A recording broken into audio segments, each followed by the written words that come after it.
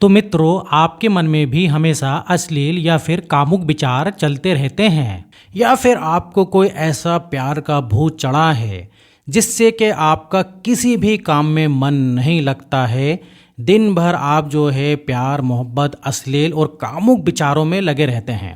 तो आज का वीडियो पूरा देखिएगा, इससे जो है आप अपने मन पर काबू रख सकते हैं। तो वीडियो जो है शुरू से लेकर आखिरी तक देखिएगा। इस कहानी के माध्यम से आपको काफ़ी मदद मिलेगी। तो वीडियो अच्छा लगे तो लाइक कर दीजिए और चैनल को भी सब्सक्राइब कर सकते हैं।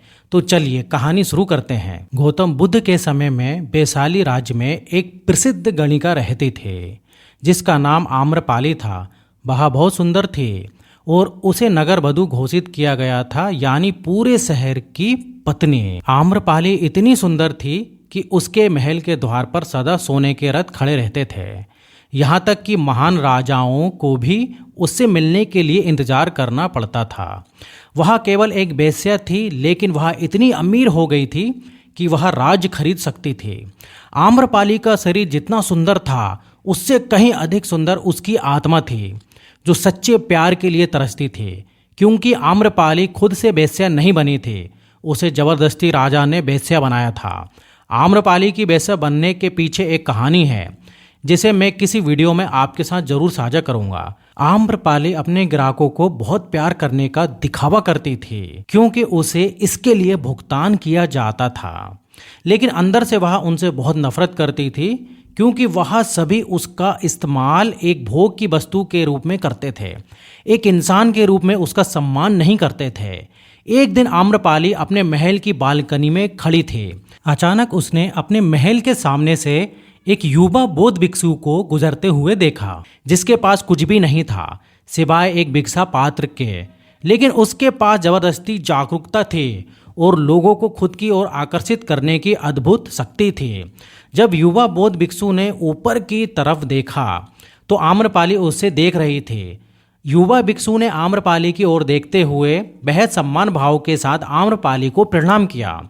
आम्रपाली एकटक उस युवा भिक्षु को देखती रही और पहली बार आम्रपाली के हृदय में प्रेम का उदय हुआ था, क्योंकि पहली बार किसी ने आम्रपाली को सम्मान की नजरों से देखा था। किसी ने पहली बार उसे इंसान होने का एहसास दिखाया था।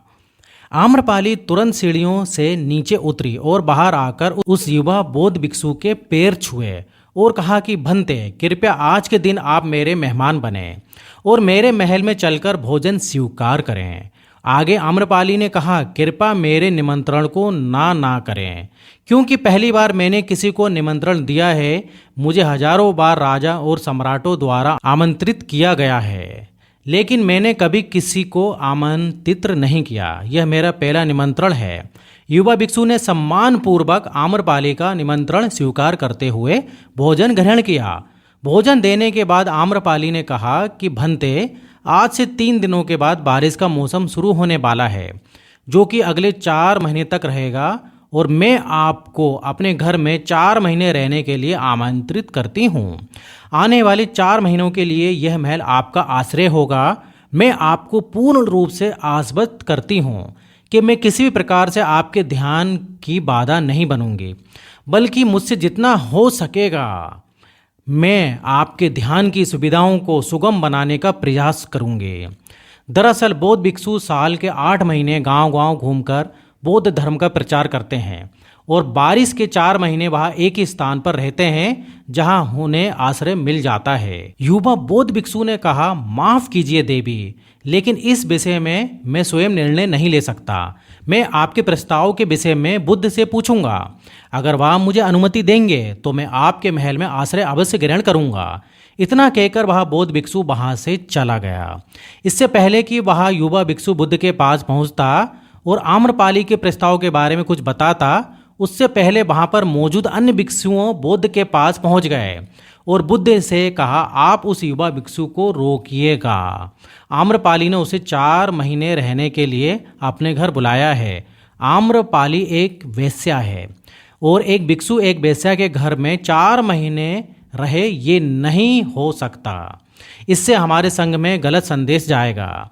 बुद्ध ने कहा, कृपया आप लोग शांत हो जाएं और उस भिक्षु के आने की प्रतीक्षा करें। थोड़ी देर बाद वह युवा भिक्षु बुद्ध के पास पहुंचा, बुद्ध के पैर छुए और पूरी कहानी सुनाते हुए कहा, बुद्ध नगर की एक आम्रपाली नाम की महिला ने मुझे बारिश के 4 महीने अपने घर पर रहने के लिए आमंत्रित किया है। मैंने उसका निमंत्रण को अभी कोई जवाब नहीं दिया है। मैंने उससे कहा है कि आप अगर मुझे उसके घर रहने की आज्ञा देंगे तभी मैं उसके घर पर रहने के लिए आऊँगा। अतः बुद्ध आप जो कहेंगे मैं वही करूँगा। उस युवा भिक्षु ने आम्रपाली के विषय में वेश्या शब्द प्रयोग ना करते हुए केवल महिला शब्द का प्रयोग किया। बुद्ध ने उस युवा भिक्षु के आंखों में देखा और कहा, तुम रह सकते हो। तभी अचानक बूढ़ा भिक्षु खड़ा हुआ और बोला कि बुद्ध, ये सही नहीं है। यह युवा भिक्षु एक सच्चाई छुपा रहा है। इसका कहना है कि आम्रपाली नाम की महिला ने अपने घर पर रहने के लिए आमंत्रित किया है, लेकिन वह एक महिला नहीं, वह एक वेश्या है। बुद्ध ने कहा, मैं जानता हूँ, और क्योंकि इसने वेश्या शब्द का प्रयोग नहीं किया, इसका अर्थ है इसके मन में उसके लिए सम्मान का भाव है, इसलिए मैं इसको वहाँ रहने की अनुमति दे रहा हूँ। वहाँ मौजूद 1000 भिक्षुओं को विश्वास नहीं हो रहा था कि बुद्ध ने एक युवा भिक्षु को एक वेश्या के घर में रहने की अनुमति दे दी है।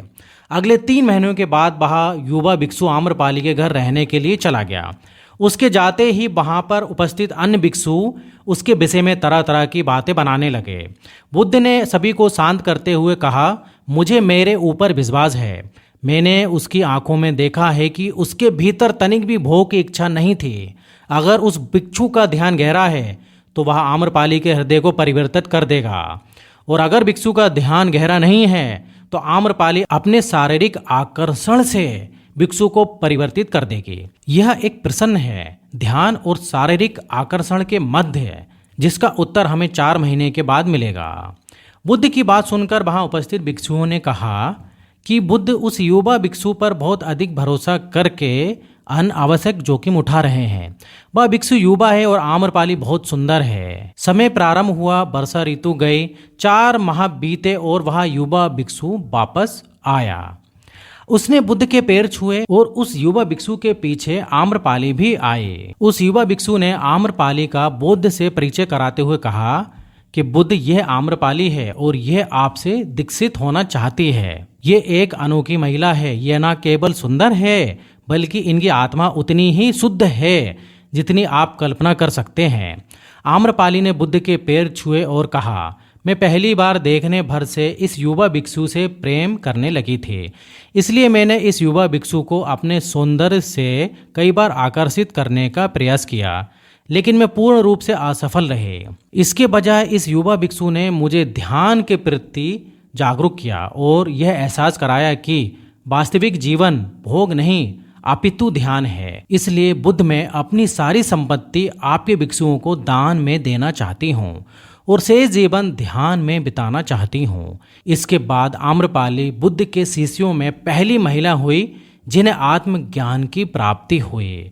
बुद्ध ने अपने पंथ के सभी शिष्यों से कहा, यदि तुम वेश्याओं की संगति से डरते हो तो वह उस डर का उस वेश्या से कोई लेना देना नहीं है, बल्कि वह डर तुम्हारे बेसुध मन की उपज है, क्योंकि तुमने अपनी कामुकता को दबा दिया है और कामुक ऊर्जा को दबाया नहीं जा सकता। इसे केवल रूपांतरित किया जा सकता है। तो मित्रों, देखा ध्यान से कैसे एक वेश्या भिक्षु बन गए।